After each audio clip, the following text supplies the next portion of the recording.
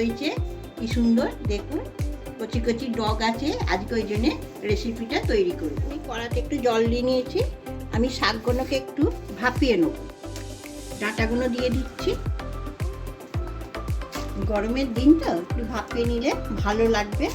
জলটাকে যদি ফেলে দিই এবার খেলে কোনো অম্বল গ্যাস কোনো কিছু হবে না, ওই জন্য আমি একটু ভালো করে সেদ্ধ করে দেব।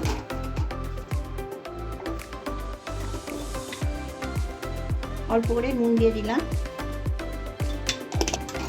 নুন দিয়ে ভালো করে নেড়ে দিচ্ছি। কুমড়ো শাক একটু সেদ্ধ করে নিলে খুবই ভালো, নাহলে কাঁটা কাঁটা মতন থাকে তো একটু বেঁধে খেতে গেলে। আমি যখনই কুমড়ো শাক করি আমি ভালো করে সেদ্ধ করে নিই আগে। এবার আমি 5 মিনিটের জন্য চাপা দিয়ে রাখছি।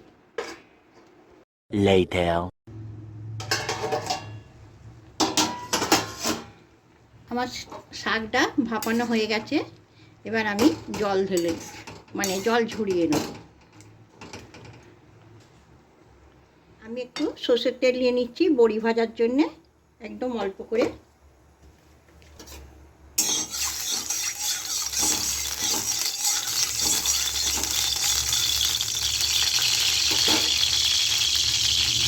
বড়িগুলো আগে ভেজে নেব।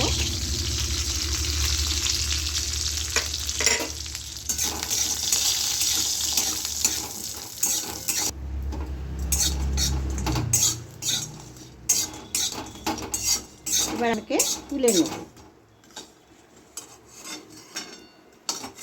বড়িগুলো কিন্তু আমার ঘরের তৈরি করা। এবার সর্ষের তেল নিয়ে নিলাম। দুটো তেজপাতা নিয়ে নিলাম, ফোড়ন দিলাম। দুটো শুকনো লঙ্কা ফোড়ন দিয়ে দিলাম।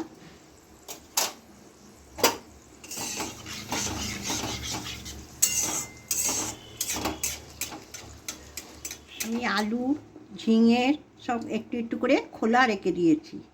এটা চচ্চড়ি তো ওই জন্য একটু একটু খোলা থাকলে ভালো লাগবে। আমি আলুগুলোকে আগে প্রথমে ভেজে নেব, ভালো করেই লাল করে নেব।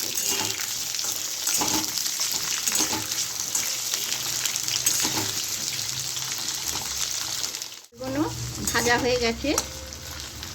এগুলো আমি এবার ডাঁটা দিয়ে দিচ্ছি। প্রথমে ডাঁটাগুলোকে একটু ভালো করে ভেজে নেব,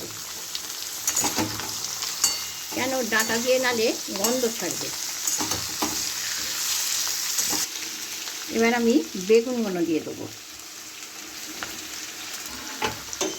চচ্চড়ি করতে গেলে একটু টাইম লাগে, কিন্তু একটা একটা করে সবজি করে যদি ভেজে ভেজে নিতে পারি সেই চচ্চড়িটার টেস্টটাই আলাদা হয়ে যায়। আমি যখনই চচ্চড়ি করি এইভাবেই করি।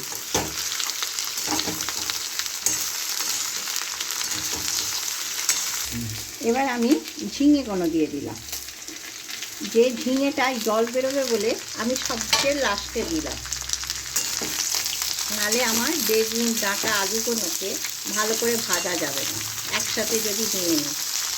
এবার নুন দিয়ে দিলাম 1 চামচি, 2 চামচি।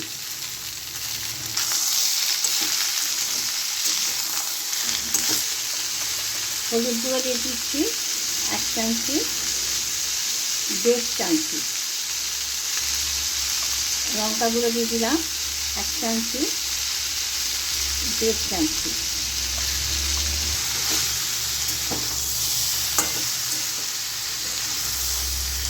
আমার মশলাটা কষা হয়ে গেছে, এতে তো আর কোনো মশলা দেবো না। এবার আমি শাকটাকে সেদ্ধ করে রেখেছি, এবার শাকটাকে আমি দিয়ে দিচ্ছি।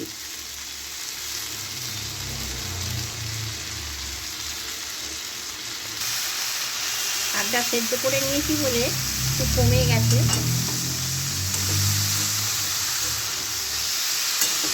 এবার ভালো করে শাকটা দিয়ে ভালো করে ভেজে নেব। আমি 2 মিনিটের জন্য চাপা দিয়ে দিলাম। এখন জল দিলাম না, চাপা দিচ্ছি খালি। A few moments later. চাপাটা খুলে দিলাম।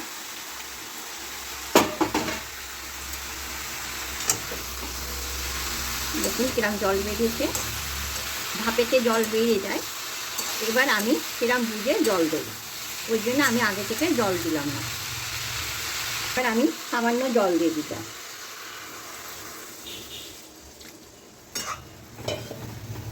গ্যাসটাকে একটু কমিয়ে দেবো, তাহলে ভালো করে ডাঁটাগুলো সেদ্ধ হয়ে যাবে।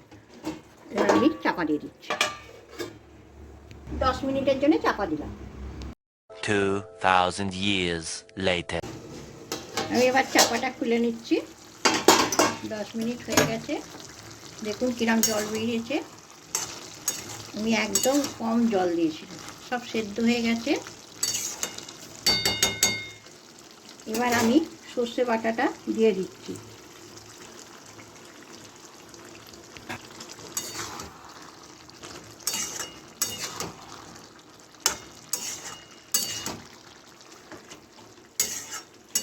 আমি একটু মিষ্টি দিচ্ছি, গুড় দিয়ে দিলাম, 1 চামচি গুড় দিয়ে দিলাম।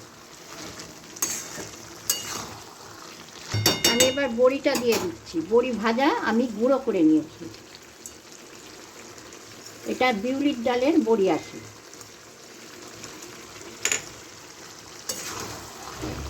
আপনাদের যদি রেসিপিটা ভালো লাগে, কুমড়ো শাক দিয়ে বড়ি দিয়ে রেসিপি যদি ভালো লাগে, আমাকে লাইক করবেন, সাবস্ক্রাইব করবেন, কমেন্ট করবেন।